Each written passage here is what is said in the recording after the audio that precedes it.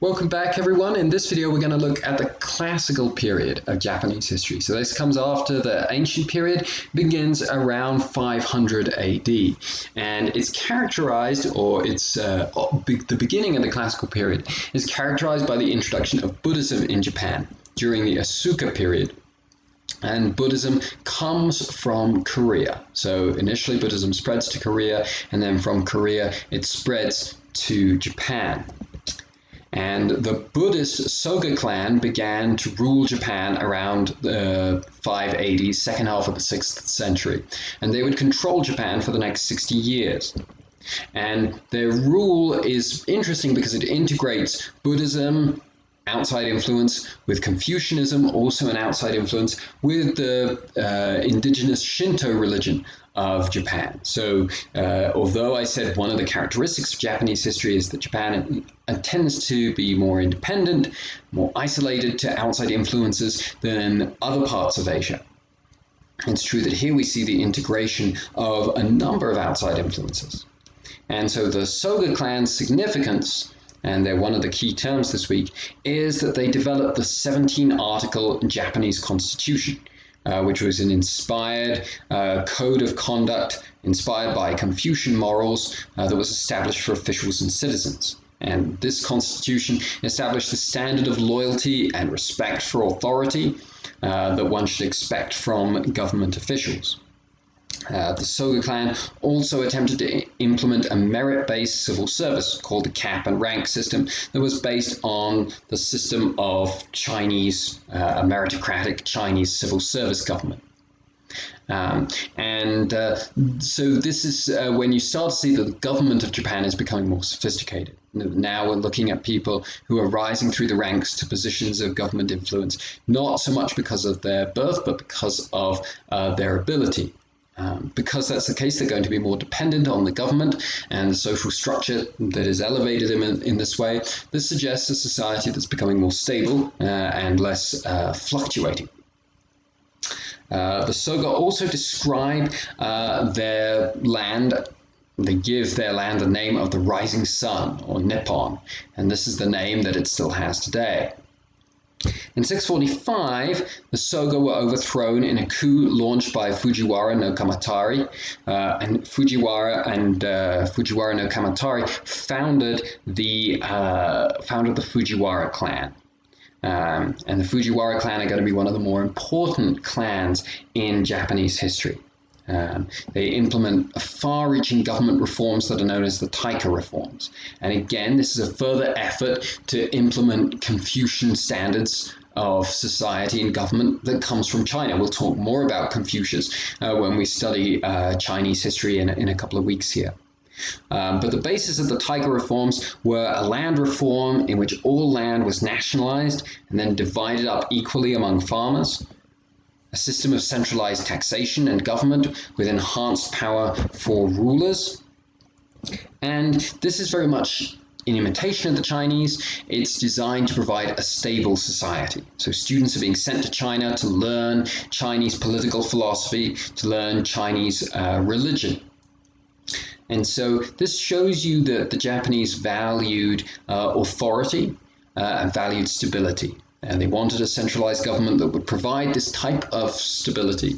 And they saw that this type of authority provided for a peaceful living. This was something that, as I say, they took from the Chinese, or they saw as being successfully implemented in China and imitated it.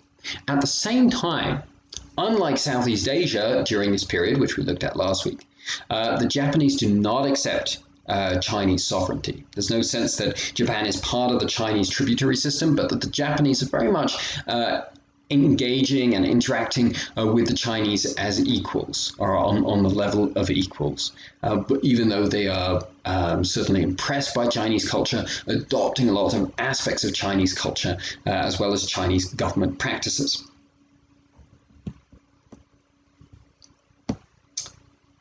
After the Fujiwara, we enter the period, or a period of Fujiwara dominance. The Fujiwara are going to continue to be important. We enter a period called the Nara Period, which lasts from about 710 to 794. This is a period where we really start to see Japanese culture become more independent, develop its own identity. We see this with the growth of Japanese literature. This is a period when literary achievement is encouraged.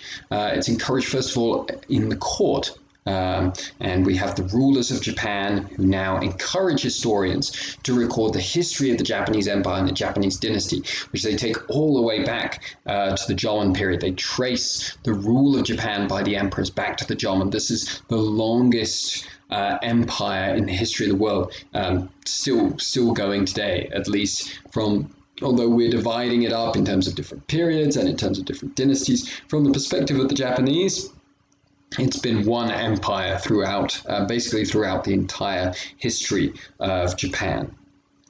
And so these works of history that trace the origins of the Japanese Empire, these are the first works of Japanese literature that are written in Japanese. They're written, of course, with a political slant, designed to justify and to promote the power and political authority of the current rulers.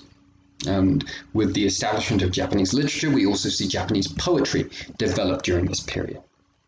What's most significant about the Nara period is the establishment of a permanent capital in the city of Nara, which you can see marked on this map here. And so the city of Nara, very convenient central location, becomes the permanent capital of Japan.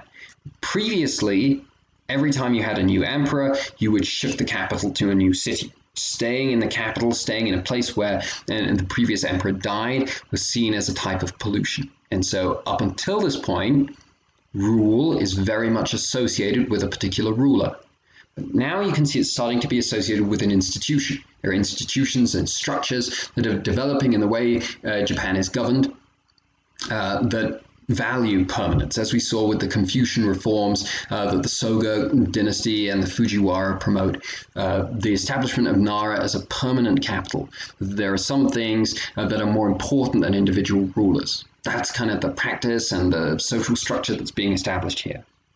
And so the city develops a significant population, a population of 200,000 citizens, so a little smaller than modern-day Lubbock and Amarillo. And this city makes up a good 7% of the entire population of Japan. Of this population, 10,000, so about 5% of the population, work for the government. So you have an increasingly powerful centralized government. 5% government workers, that's a pretty significant percentage, especially for 1300 years ago. Basically anywhere in the world, that's a pretty high percentage. And Nara was also the hub of a growing infrastructure during this period. We find roads that connected Nara to the capital cities of the other provinces, or I suppose you'd say the other counties. And we see the establishment of a uniform currency.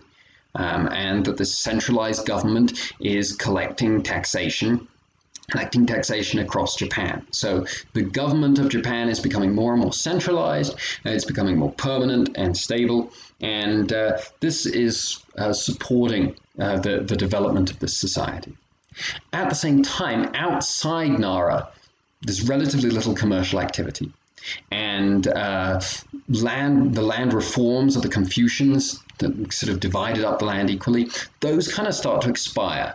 And in their place, we start to see social stratification. We start to see that some members of the society are going to consolidate a lot of land holdings under their own power. So we start to see the development of an aristocracy, of an elite in Japanese society that doesn't live in the capital city, where the emperor and the government workers are the most powerful, but live in the countryside and are powerful because of the lands that they hold.